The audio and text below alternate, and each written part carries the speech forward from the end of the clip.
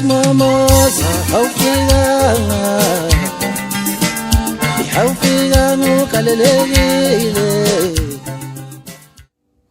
Sithi sipokoza baculi noma ngabe nihlubule kanjani ningaveli kubantu ngamajezi ebhola gqokana amabhokadi lawa nishutha ngawo kuma CD cover. Angikho ke lapho ngilala ngikhona ngoba ke umculo uyahluleka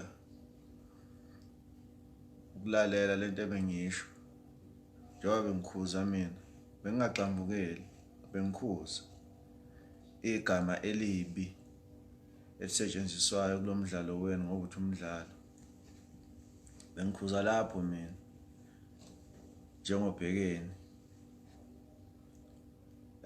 ungangibuzi ukuthi ngabe kwabantu ngubhekeni ngoba akwaziwa na ukuthi wabe kwabani kuba isilo. Cha ngilapha ke la ngikhona yabona amademo la okhuluma ngawo ungahlekisi ngawo amademo ngoba impilo yomculo iqala kumademo. Kunabafowethu la ngaphandle ababhizi ngamademo ngoba bafuna impumelelo.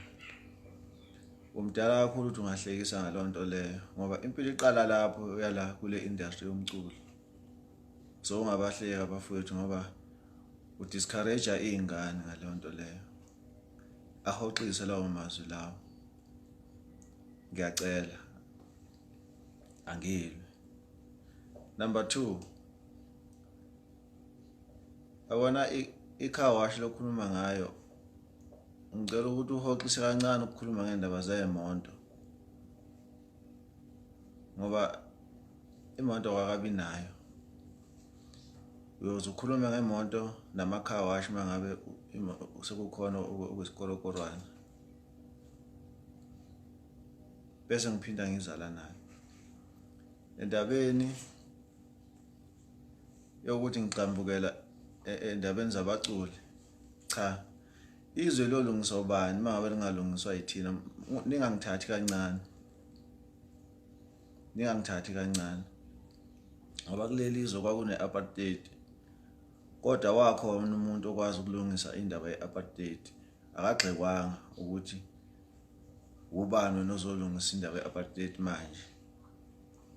Wayilungisa waba nesibindi yagcina ilungile. Indaba ye-East ne-West yavalwa la emculweni. Ubani akaphamisa igama lokuthi ubani onongavala i-East ne-West ngoba kwakubonakala ukuthi inobungozi obuthile. Izoba nobungozi obuthile la kumaskandi indaba ye-East ne-West. Yavalwa yavaleka. So wenjani ke nina eningafuni ukukhuzwa or nifuna ukukhuzwa abantu abaphezulu abanemali khona ngizokwazi ukubeza. Cha ningasithatheli phansi. Wesimomoza awufika ngukalelekile.